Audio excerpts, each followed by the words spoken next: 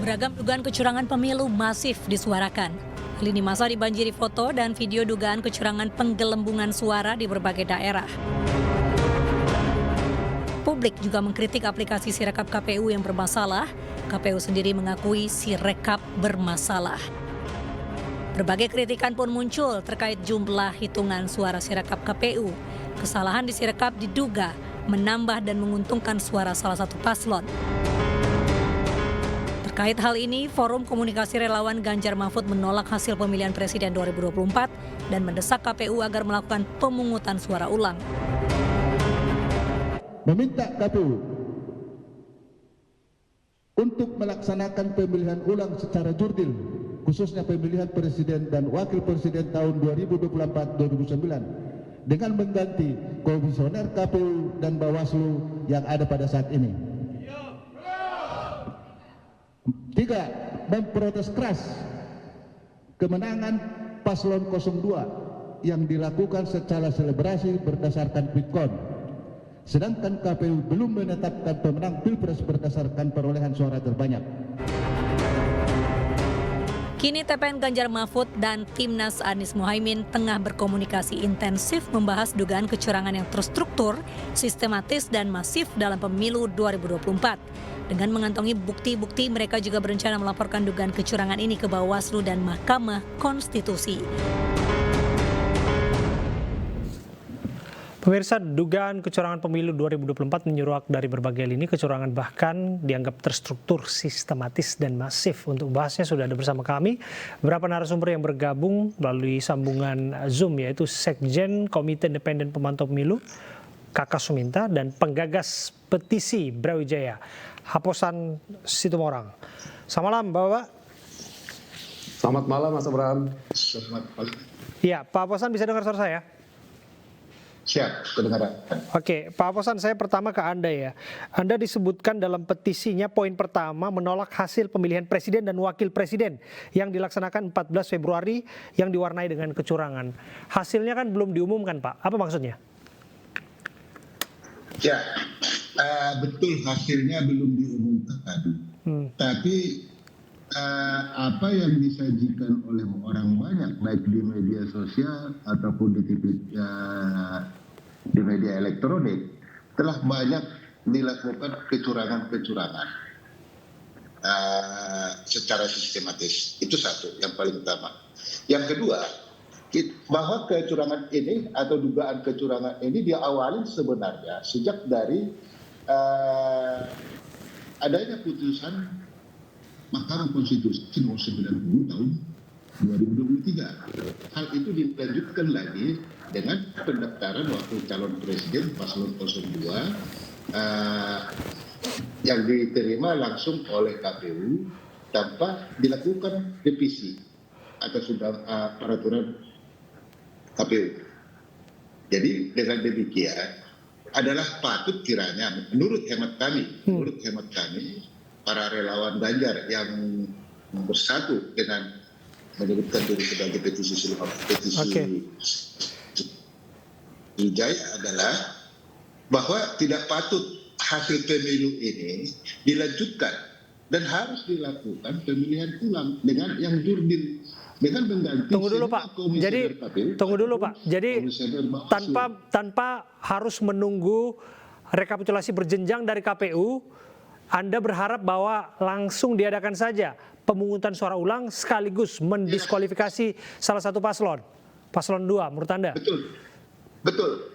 Kami menginginkan sedemikian adalah kami sebagai masyarakat yang cinta demokrasi ditegakkan di Indonesia, dan kedua kita ingin pemilihan umum ini dilakukan secara jujur, secara adil, tanpa intervensi oleh siapapun, baik penguasa. Mohon maaf Pak Haposan, mengenai diskualifikasi dan lain sebagainya, bukankah itu seharusnya disuarakan lebih awal Pak? Harusnya dihentikan pemilu dan lain sebagainya. Kenapa ketika kemudian sudah keluar hasil hitung cepat dan lain sebagainya, hasil hitung nyata dan lain sebagainya, barulah kemudian diminta sekarang untuk pemungutan suara ulang? Harusnya kan jauh-jauh hari sebelum pemungutan suara pun sudah minta untuk dihentikan saja pemilu. Kami dari Projo Ganjar ya, sebelum ada petisi ini, petisi Brawijaya, kami sudah meminta pemilu ulang itu dilakukan pemilu ulang. Kami sudah press release tentang hal itu. Oke, karena begini Pak. Petisi Brawijaya. Kesan yang ditangkap publik adalah karena kemudian melihat hasil hitung cepat, karena kecewa dengan hasil hitung cepat. Bagaimana Anda menepisnya? Wah, itu kan bebas-bebas saja publik menilai sedemikian. Tapi kita lihat dulu siapa yang menilai, tentu pihak-pihak yang merasa diuntungkan. Seperti kami adalah kami merasa pemilihan umum ini dipenuhi dengan hal-hal yang tidak baik, yang tidak patut untuk kita laksanakan atau tidak patut untuk kita terima. Sebut saja salah satu contohnya Pak. Contoh kecurangan, contoh hal-hal yang Anda rasa tidak patut dan tidak baik itu. Utamanya mengenai pemungutan suara ya Pak ya?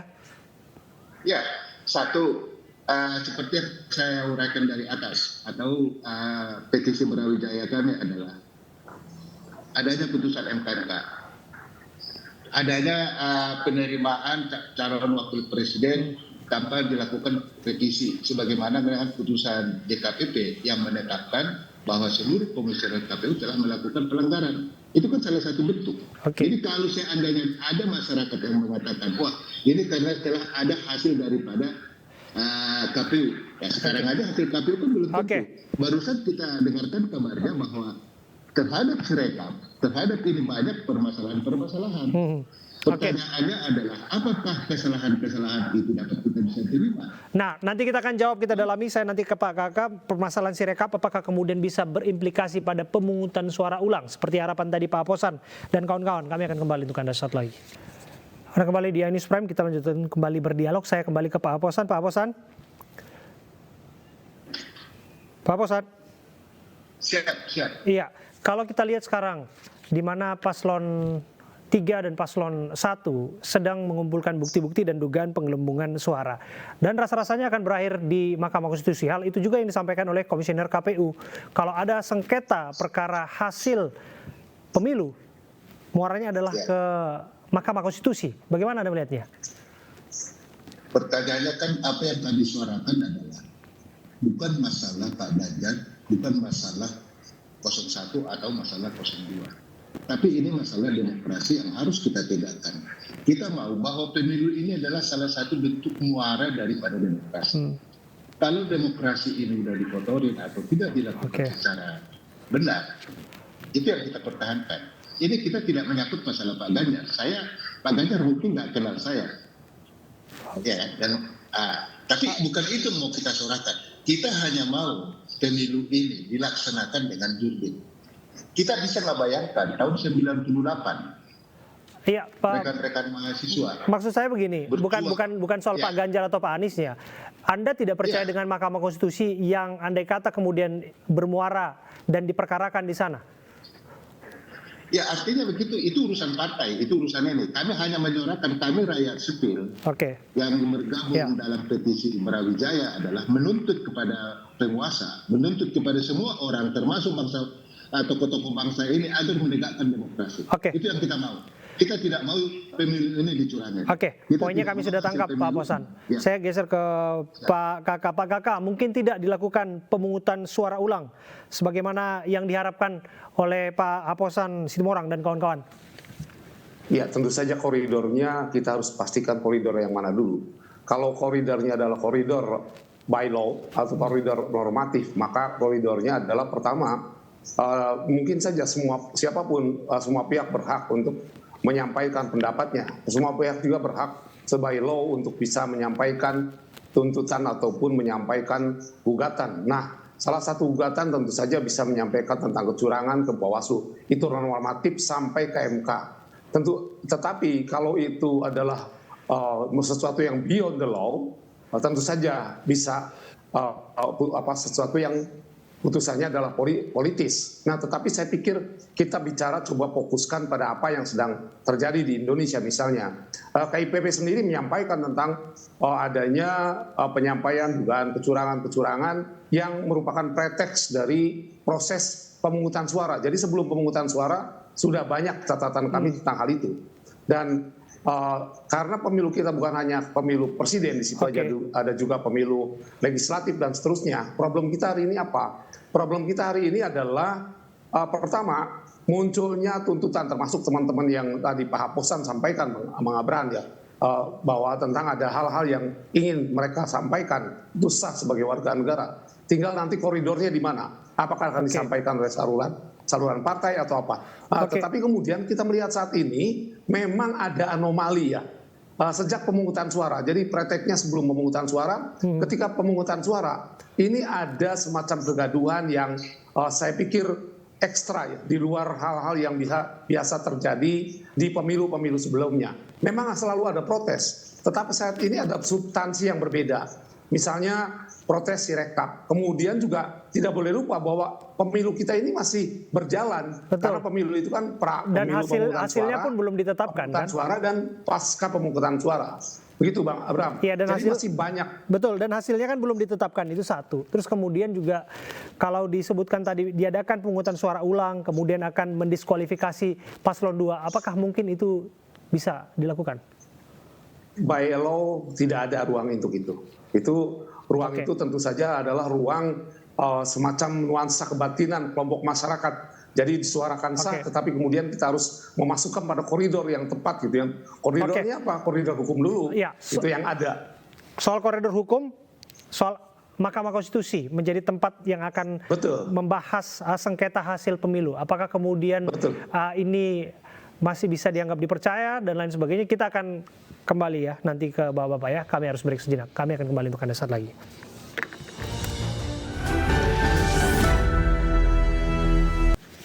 Mirsa, Ketua KPU Hasyim Asyari menjelaskan mengenai simpang siur data sistem informasi rekapitulasi atau Sirekap KPU. Menurut Hasyim, data yang tidak sesuai akan diperbaiki. Sistem itu bisa membaca apakah anomali atau tidak, itu diantaranya seperti ini contohnya. Misalkan di TPS itu maksimal pemilih 300.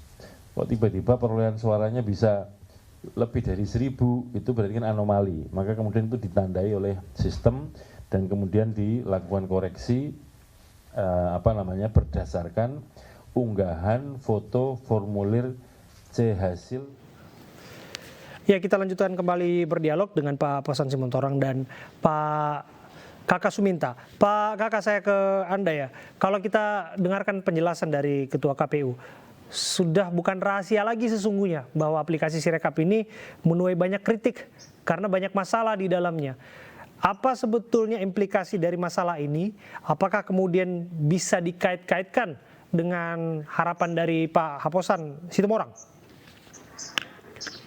Ya, tentu saja semuanya berkaitan ya, Mas Abraham. Semuanya berkaitan karena ini ada satu kesatuan yang kita sedang bicarakan ini adalah pemilu dan nuansa semua yang terkait dengan kepemiluan. Tetapi sebelum menjawab apa yang Pak Haposan sampaikan, saya ingin mengatakan bahwa penjelasan Pak Hasyim justru tidak memberikan kejelasan. Kenapa? Karena hari ini yang ada di kecamatan-kecamatan itu ada yang satu provinsi tidak melaksanakan penghitungan rekapitulasi pada hari ini. Ada satu kabupaten yang tidak melaksanakan juga.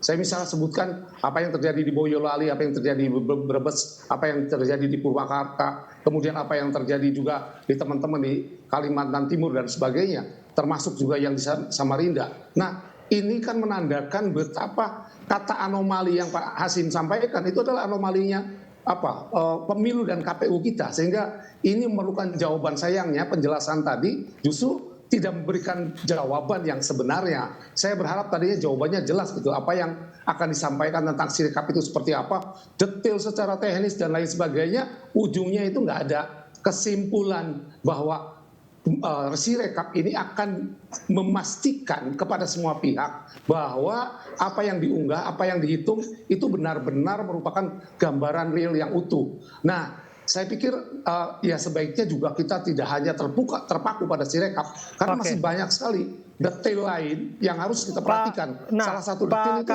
soal berkaitan dengan apa yang diminta oleh deklarasi ataupun petisi Brawijaya ini adalah dengan mengganti komisioner KPU dan Bawaslu yang sudah ada saat ini. Komentar Anda?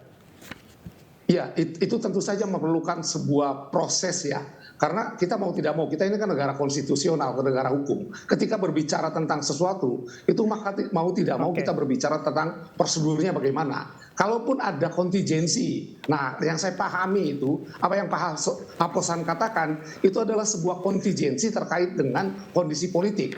Nah ini adalah ruangnya, tetapi tentu saja apakah saat ini sudah saatnya ruang itu digunakan atau tidak, tentu akan tergantung pada situasi dan cara kita memandang. Kelompok-kelompok masyarakat dalam politik itu memang ada hukum kayunya ya, ada hukum yang misalnya pemenang itu adalah yang dipilih oleh banyak rakyat misalnya. Itu memang seperti itu. Jadi saya pikir masih perlu syarat-syarat yang cukup untuk sampai ke sana. Jadi ya teman-teman sah-sah saja saya menyampaikan itu dan kita hormati, tetapi bahwa koridornya bagaimana, teman-teman tentu akan mencari dan menemukan juga ada kelompok lain begitu, Bang Abraham. Ya, ini terakhir ya ke Pak Haposan ya. Pak Haposan, Anda kan meminta untuk didiskualifikasi paslon 2, kemudian juga pemungutan suara ulang dengan digantinya seluruh komisioner KPU termasuk Bawaslu. Kemudian juga protes keras deklarasi kemenangan, termasuk hal-hal lain lah dalam petisi Brawijaya. Anda tidak melihat bahwa ini semua nanti akan upaya Anda untuk mencapai ini semua apa, dan mempertimbangkan bahwa waktu kemudian juga energi yang harus dicurahkan untuk ini semua? Ya, kami hanya berprinsip kepada kebenaran itu harus disuarakan, ketidakbenaran harus dilawan.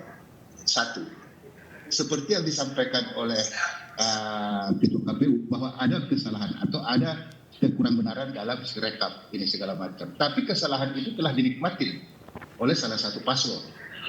Misalnya mengadakan deklarasi kemenangan di Senayan atau di mana lah, di gedung mana lah namanya itu. Iya kan? Jadi kami hanya petisi. Tunggu dulu, biar terang Pak Haposan. Deklarasi itu kan basisnya hitung cepat, bukan hitung nyata KPU. Karena deklarasi itu masuk ketika kemudian hitung cepat itu masuk, dan saat itu hitung nyata KPU belum masuk. Ya, justru karena di situ kita bilang itu kan juga sebagian berdasarkan sirekap yang itu tadi. Kita ada inilah. Ada pernah konferensi pers yang dilakukan oleh KPU dengan Bawaslu. Bawaslu menguraikan ada pelanggaran di tempat A, tempat B sampai sekian ribu TPS. Dan Ketua KPU juga sudah menyatakan bahwa ada kesalahan kehilapan mereka. Pertanyaannya sekarang, apakah ini yang menjadi harus kita terima secara serta-merta begitu aja dengan meminta maaf ini segala macam? Ini masalah negara. Ini bukan masalah hubungan antara orang dengan orang atau hubungan dalam keluarga. Apa yang disampaikan oleh petisi Brawijaya adalah suara kebenaran. Kami harus menyuarakan kebenaran. Masalah itu nanti bagaimana proseduralnya seperti yang disampaikan oleh Mas Kaka, ya itu mereka yang punya kewenangan untuk mencari proseduralnya itu. Kami hanya menyuarakan kebenaran. Ini bukan masalah. Berarti Anda ada di posisi bahwa nggak perlu tunggu kumpulkan data-data investigasi dari paslon 1 ataupun paslon 3, nggak perlu digugat di MK, sebaiknya harapan Anda dilakukan pemungutan suara ulang, begitu ya kira-kira ya? Seperti itu harapan, bukan harapan saya. Harapan petisi, harapan kami yang kami sampaikan melalui petisi Brawijaya, itu harapan kami. Terima kasih. Kami tidak punya kepentingan politik apa-apa. Ya. Kami hanya mau. Terima kasih Pak Haposan sudah hadir bersama kami. Ya, hak Anda untuk menyuarakan apa yang Anda suarakan tentu saja, tapi bagaimanapun kita juga masih menanti seperti apa hasil yang akan diumumkan oleh KPU, tentu saja melalui proses rekapitulasi berjenjang, dan kalaupun memang ada gugatan nanti berakhir di MK, kita akan kawal sama-sama, termasuk demo yang hari ini sedang berlangsung di jalanan. Terima kasih ya Pak Kakak, terima kasih Pak Haposan yang sudah hadir bersama dengan kami.